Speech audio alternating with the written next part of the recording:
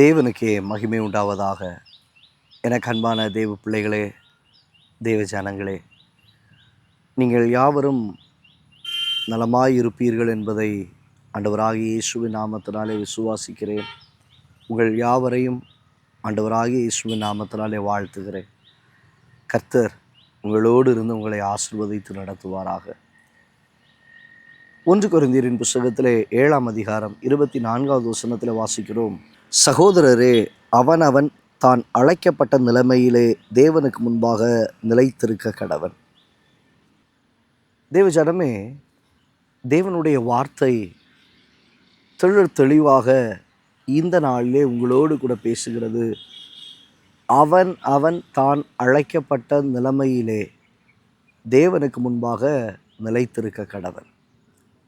இன்றைக்கு அழைக்கப்பட்டதான நீங்கள், தேவனால் தெரிந்து கொள்ளப்பட்டதான உங்கள் வாழ்க்கை ஆண்டவருக்கு முன்பாக அது எவ்வண்ணமாய் அது இருக்கிறது?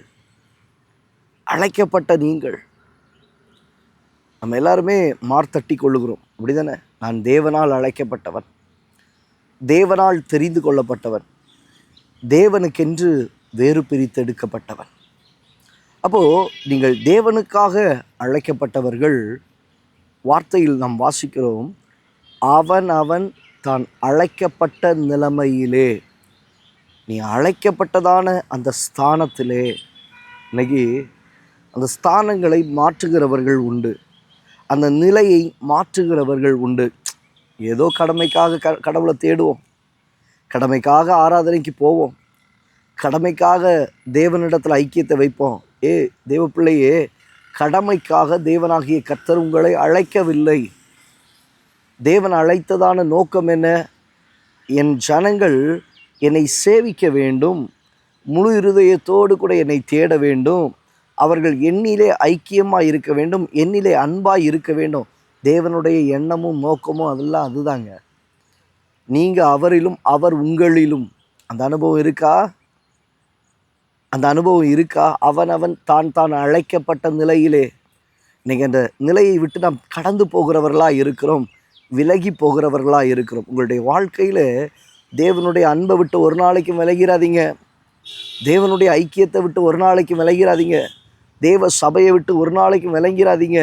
அழைக்கப்பட்டதான அழைப்பிலே அவன் அப்படி அதெல்லாம் செய்கிறான், இவன் இப்படி இதெல்லாம் செய்கிறான், அவனை பார்த்து நானும் அதை செய்ய போகிறேன், நானும் இதை பண்ண போகிறேன்.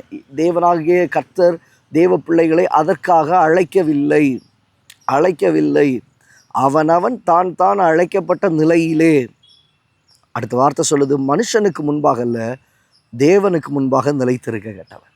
ஆமாங்க, நீங்கள் மனுஷன் பார்க்கிற பிரகாரமாய், மனுஷனுக்கு ஏற்ற பிரகாரமாய் அவர்கள் பார்க்க வேண்டும் என்று சொல்லி இருப்பீர்களானால் மனுஷனுக்கு ஏற்ற காரியங்கள், நடக்கைகள் உங்கள் வாழ்க்கையில் உண்டாகும்.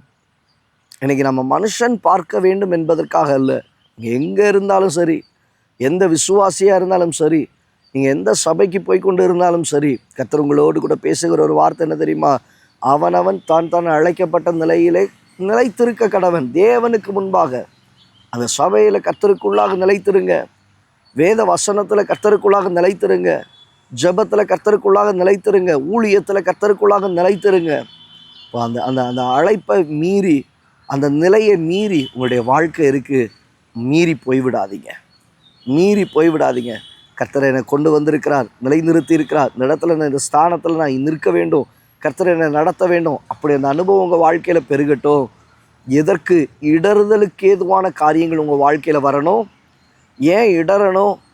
அழைக்கப்படும் பொழுது, ஆண்டவரே என்ன வந்தாலும் நேசிப்பேன், என்ன வந்தாலும் பின்தொடர்வேன், என்ன வந்தாலும் விடமாட்டேன், வாழ்வோ சாவோ, உயர்வோ தாழ்வோ, மேடுவோ பள்ளமோ, இப்படி பல சூழ்நிலைகளில் ஆண்டவரை உங்களை விடாமல் பிடித்து கொள்வேன்னு சொல்லி நின்றீங்க. ஆனால் அந்த ஓட்டம் எங்கே? அழைக்கப்பட்ட அந்த அழைப்பு எங்கே? இன்றைக்கி ஆண்டவர்கிட்ட கேளுங்க, ஆண்டவரே மீண்டும் ஆதியில் கொண்டிருந்த அன்பிலை நிலைத்திருக்க, அதில் ஸ்திரப்பட எனக்கு நீங்கள் கிருபை தாங்கப்பா. அவன் தான் அழைக்கப்பட்ட நிலையிலே தேவனுக்கு முன்பாக நிலைத்திருக்க, மனுஷன் பார்வைக்காக இல்லை, மனுஷனுடைய காரியத்திற்காக இல்லை, ஒழுங்கும் கிரமமா போதவர் சொல்கிறாரே இல்லையோ, மற்றவங்க என்ன உந்தி தள்ளுறாங்களே இல்லையோ, ஆலயத்துக்கு ஒழுங்காக போகணும், கர்த்தரை ஒழுங்காக தேடணும், வேதத்தை ஒழுங்காக வாசிக்கணும், கர்த்தருக்குள்ள நிலைத்திருக்கு அந்த அனுபவத்துக்குள்ளே வாங்க. கர்த்தர் உங்களை ஆசீர்வதிப்பார். கண்களை இப்படி ஜெபிக்கலாமா? நல்ல தகப்பனே, இந்த வேளையில் இந்த வார்த்தைகளை கேட்ட உடைய பிள்ளைகளுடைய வாழ்க்கையில் அவன் தான் அழைக்கப்பட்ட நிலையிலே தேவனுக்கு முன்பாக நிலைத்திருக்க கடவன் என்று சொல்லப்பட்டது போல நிலைத்திருக்க உதவி செய்யும். தாழ்த்தி ஒப்பு கொடுக்கிறோம், ஆசீர்வதியும். இயேசுவின் நாமத்தில் பிதாவே, ஆமென். நாம் தேவ பிள்ளையே, தேவன் உன்னை அழைத்த ஸ்தானத்திலே அழைத்திருக்கிற நிலையிலே மனுஷனுக்கு முன்பாக அல்ல, தேவனுக்கு முன்பாக நிலைத்திரு. கர்த்தர் உன்னை ஆசீர்வதிப்பார். God bless you. God bless you.